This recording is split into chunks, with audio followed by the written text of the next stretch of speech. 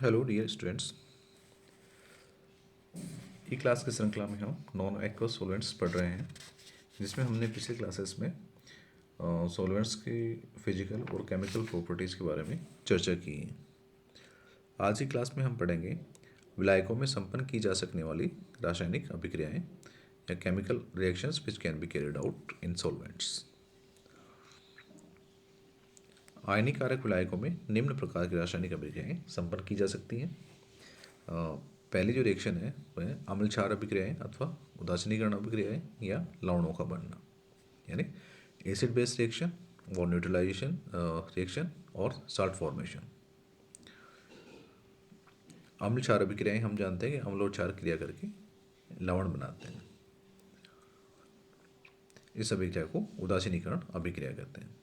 इन अभिक्रियाओं में अम्ल तथा क्षार की परस्पर क्रिया करके लवण तथा विलायक बनाते हैं, जैसा कि हम ऊपर पढ़ चुके हैं, पहले भी चर्चा कर चुके हैं। आयनिक विलायकों में स्वतः आयनन की क्रिया द्वारा विलायक अणुओं के धनायन एवं ऋणायन बनते हैं।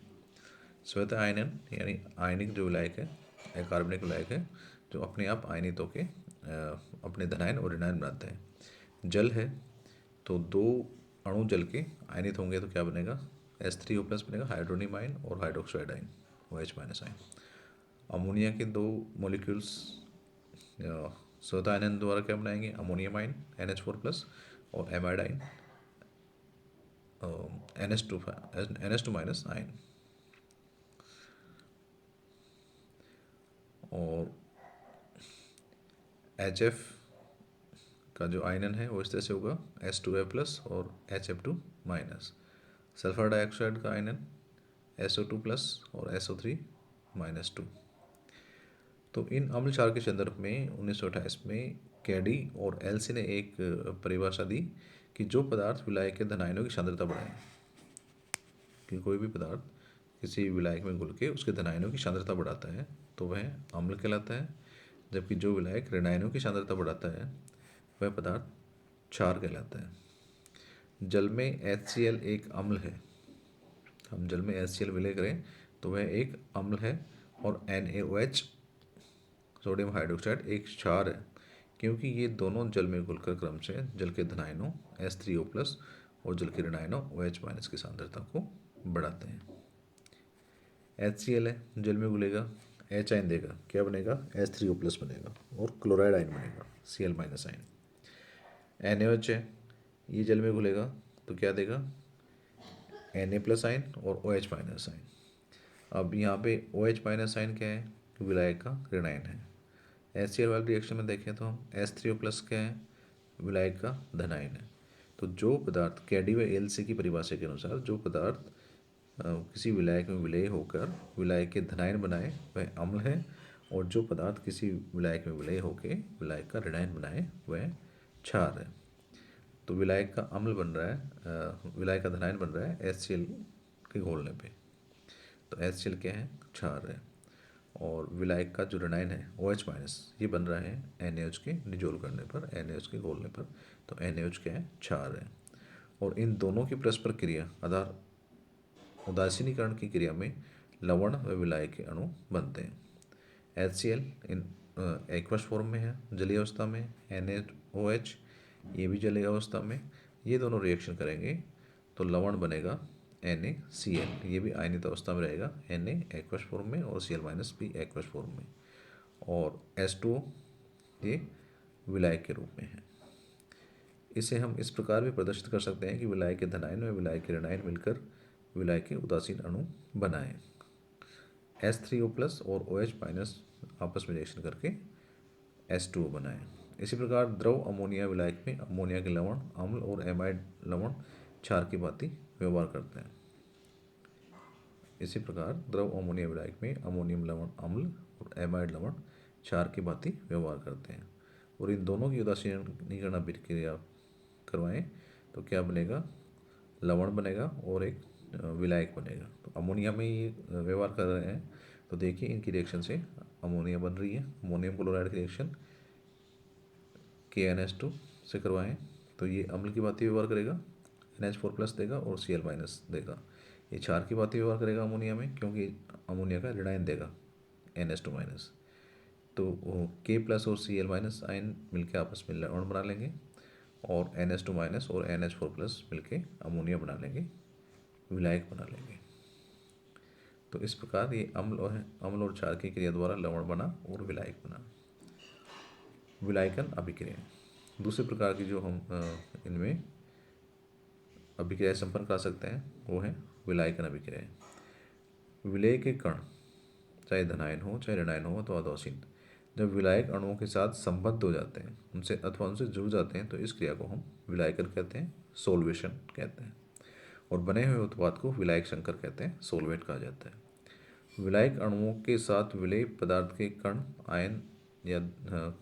आयन द्विध्रुव आघूर्ण बल या हाइड्रोजन बंध अथवा उपसहसंयोजक बंध द्वारा जुड़ सकते हैं।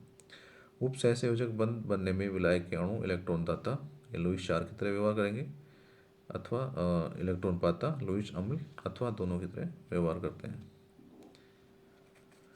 तो इसमें उदाहरण देखते हैं हम। BF3 मॉलिक्यूल है, इलेक्ट्रॉन डेफिशिएंट है तो लुईस एसिड की बात ही व्यवहार करेगा।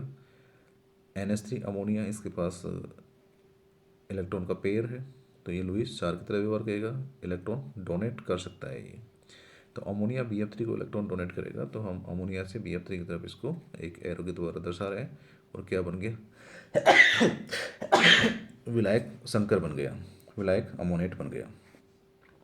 इसी प्रकार KI है पोटेशियम आयोडाइड, ये विलेय क्षार की तरह व्यवहार करेगा और विलायक है इसमें। अगर सल्फर डाइऑक्साइड ले तो ये लुईस अम्ल की बात व्यवहार करेगा और संकर बनेगा K plus SO2 4I minus SO4 2I minus K plus, ये कॉम्प्लेक्स बन गया इसका धनायन K प्लस है और ऋणायन कॉम्प्लेक्स है SO2 4I, इनका सबके ऊपर ऋणायन है। तीसरी प्रकार की जो अभिक्रियाएं हैं विलायक अपघटन। इन अभिक्रियाओं में विलायक अणु दो भागों में विभाजित हो जाता है और उनका एक अथवा दोनों भाग विलेय कणों के साथ जुड़ जाते हैं। इन अभिक्रियाओं में विलायक के धनायन अथवा ऋणायन में से किसी एक की सांद्रता बढ़ जाती है जिससे विलायक के स्वतः आयन की पुष्टि होती है। विलायक अपघटन सोलोलाइसिस यानी विलायक का अपने आयनों में टूटना, खुद विलायक का टूटना। तो अगर जल का सोलोलाइसिस हो रहा है तो उसको क्या कहेंगे, हाइड्रोलाइसिस। अमोनिया का सोलोलाइसिस को क्या कहेंगे, अमोनोलाइसिस। तो जल का जो हाइड्रोलाइसिस होगा उसमें क्या बनेगा, धनायन बनेगा H3O प्लस और वाटर मोलिक्यूल का उसका हाइड्रोलाइसिस से ऋणायन बनेगा OH माइनस। तो विलायक का स्वतः आयन हो रहा है। अब देखिए हम इसमें कॉपर सल्फेट डिजोल्व कर रहे हैं जल में, तो कॉपर हाइड्रोक्साइड बनेगा, सल्फेट आयन बनेगा और हाइड्रोनियम आयन बनेगा H3O प्लस। तो यहाँ पे विलायक धनायन की सांद्रता में वृद्धि हो रही है। कॉपर सल्फेट को अगर हम जल में डिजोल्व करते हैं तो कॉपर हाइड्रोक्साइड बना, सल्फेट आयन बना और हाइड्रोनियम आयन बने, तो विलायक की धनायन की सांद्रता में वृद्धि हुई। इसी प्रकार यदि जल में हम साइनाइड आयन डिजोल्व करते हैं तो HCN बनेगा और OH माइनस आयन बनेगा। तो यहाँ पे विलायक की ऋणायन की सांद्रता में वृद्धि हो रही है। अमोनोलाइसिस हो रहा है, अमोनिया का अपने आयनों में टूटना। तो अमोनिया आयनों में टूटेगा अमोनियम आयन में और एमाइड आयन में, NH4 प्लस और NH2 माइनस आयन में। तो ये विलायक का स्वतः आयनन हो रहा है।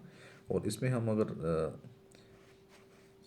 SiCl4 डिजोल्व करें तो SiNH2 4 बनेगा और 4 अमोनियम आयन बनेंगे और 4 क्लोराइड आयन बनेंगे। तो यहाँ पे अमोनियम आयन है जो विलायक के धनायनों की सांद्रता में वृद्धि कर रहे हैं। और हाइड्राइड आयन अगर डिजोल्व करें अमोनिया में तो एमाइड आयन बनेगा और हाइड्रोजन गैस बनेगी।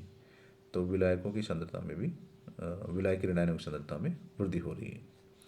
चौथी प्रकार की जो रिएक्शन तो हम इसमें जल में विलायकों में करवा सकते हैं विनिमय अथवा अवक्षेपण अभिक्रियाएं।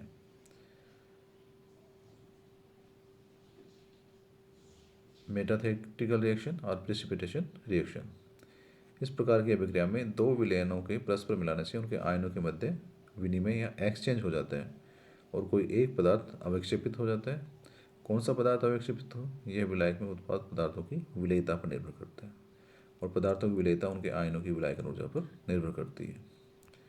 उदाहरण के लिए सिल्वर नाइट्रेट तथा बेरियम क्लोराइड के जलीय विलयनों को मिलाने पर सिल्वर क्लोराइड का अवक्षेप प्राप्त होगा, जबकि द्रव अमोनिया में सिल्वर क्लोराइड और बेरियम नाइट्रेट के विलयनों को मिलाने से बेरियम क्लोराइड का अवक्षेप प्राप्त होता है। रिएक्शन देखिए, silver nitrate reaction barium chloride से करवाएंगे जलीय विलयन में, तो AgCl का अवक्षेप प्राप्त होगा और बेरियम नाइट्रेट बनेगा। इसी प्रकार अगर बेरियम नाइट्रेट और AgCl की रिएक्शन करवाएं द्रव अमोनिया में, तो बेरियम क्लोराइड अवक्षेपित होगा और AgNO3 डिजोल्व रहेगा। पांचवें प्रकार की जो रिएक्शन है हम इनमें करा सकते हैं वो है ऑक्सीकरण अपचयन अभिक्रियाएं अथवा रेडॉक्स अभिक्रियाएं। इन अभिक्रियाओं में एक पदार्थ ऑक्सीकरण होता है, एक पदार्थ का, दूसरे पदार्थ का अपचयन होता है। ये अभिक्रियाएं सामान्यतः विलायक की प्रकृति पर निर्भर नहीं करती हैं, लेकिन विलायक स्वयं ऑक्सीकृत अथवा अपचित हो सकता है। उदाहरण के लिए जल का आसानी से अपचयन हो जाता है, अतः वे अपचायक पदार्थ जिनके इलेक्ट्रोड विभव के मान इलेक्ट्रोड विभव श्रेणी में हाइड्रोजन से ऊपर हो, उनका उपयोग जलीय माध्यम में नहीं किया जा सकता, क्योंकि जलीय माध्यम में तीव्र ऑक्सीकरण के उपयोग से कोई बाधा नहीं होती। इसके विपरीत अमोनिया ऑक्सीकरण के प्रति संवेदनशील है, अतः द्रव अमोनिया में तीव्र ऑक्सीकारकों का उपयोग नहीं किया जा सकता। इन पदार्थों के विपरीत जो द्रव SO2 है, एक ऐसा विलायक है जो ऑक्सीकरण तथा अपचयन दोनों ही क्रियाओं के प्रति उदासीन है, अतः रेडॉक्स अभिक्रियाओं के लिए एक उत्तम माध्यम है। तो यहाँ पे जो ऑक्सीकरण अपचयन अभिक्रियाएं हो रही हैं, इसमें क्या होता है कि जल की अपचित होने की प्रकृति ज़्यादा है, तो ऐसा कोई पदार्थ जो इलेक्ट्रोकेमिकल सीरीज में हाइड्रोजन से ऊपर हो, उसको अगर विलय करेंगे तो वो अपना इलेक्ट्रॉन देगा और जल हाइड्रोजन गैस में अपचित हो जाएगा। तो ऐसा पदार्थ इसमें काम में नहीं ले सकते।